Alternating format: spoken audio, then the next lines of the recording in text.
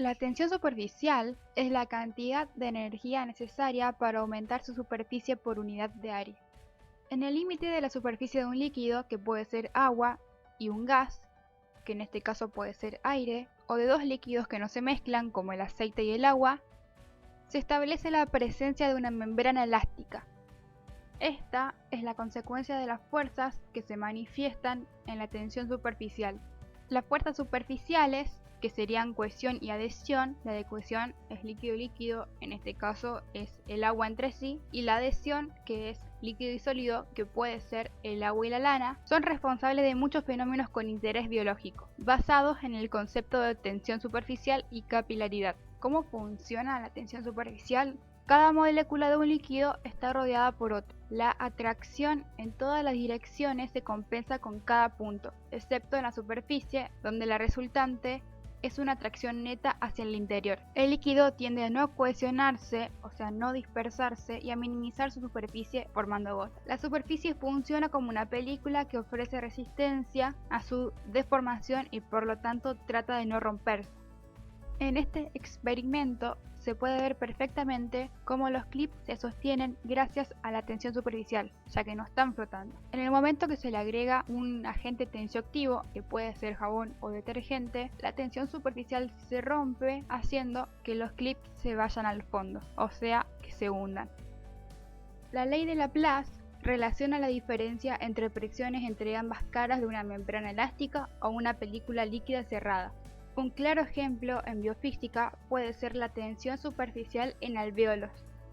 En la superficie de los alvéolos hay presencia de moléculas de agua y estas moléculas tienden a contraerse, o sea, tienen una intensa atracción entre sí.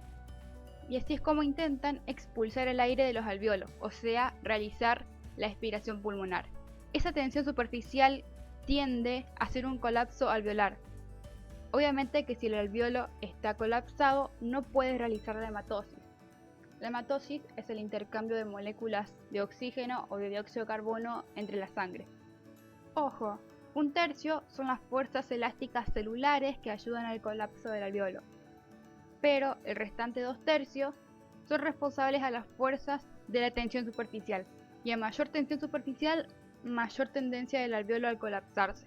Para evitar este colapso, existe un líquido surfactante. Este es un agente tensioactivo, tales como el jabón o el detergente, donde su principal función es reducir la tensión superficial. La capilaridad es un fenómeno a través del cual los líquidos tienen la capacidad de subir o bajar a través de un tubo capilar.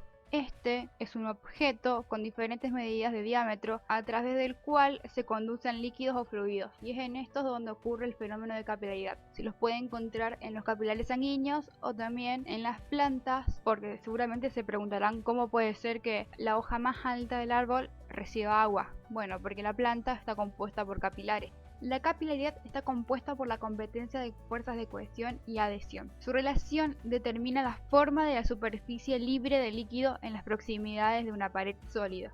Algunas veces las fuerzas de adhesión predominan, por ejemplo en el agua y el vidrio, y en otras las fuerzas de cohesión son las que ganan, en el caso del mercurio y el vidrio. Esto se puede ver por el ángulo de contacto. Según la ley de Jurín, dependiendo del ángulo de contacto, puede ocurrir que el líquido ascienda cuando el ángulo θ es inferior a 90 grados o que descienda cuando el ángulo θ es mayor a los 90 grados. La ley de Jurín explica que la altura a la que se eleva o desciende de un líquido en un capilar es directamente proporcional a su tensión superficial y esta en razón inversa a la densidad del líquido y el radio del tubo. Esto quiere decir que si el líquido es muy denso y el radio del tubo es muy grande, el fenómeno de capilaridad es menor. La absorción es el fenómeno por el cual una sustancia se fija a la superficie de otra sin que haya reacciones físicas entre ellas. Las vastótonas son sustancias que disminuyen la tensión, como por ejemplo sales biliares, jabones, donde tienen mayor interés biológicos y condicionan los fenómenos de adsorción positiva, pues al concentrarse en la superficie de los líquidos aumentan su superficie libre y producen espumas. En cambio, las sustancias ipsótonas se concentran en el interior de los líquidos y aumentan la tensión superficial, dando un fenómeno de adsorción negativa, lo cual carecen de interés y no son sales como los cloruros de sodio y de potasio. Los fenómenos de adsorción son empleados en la eliminación de gases venenosos en el aire, así como desodorantes en las máscaras contra gases.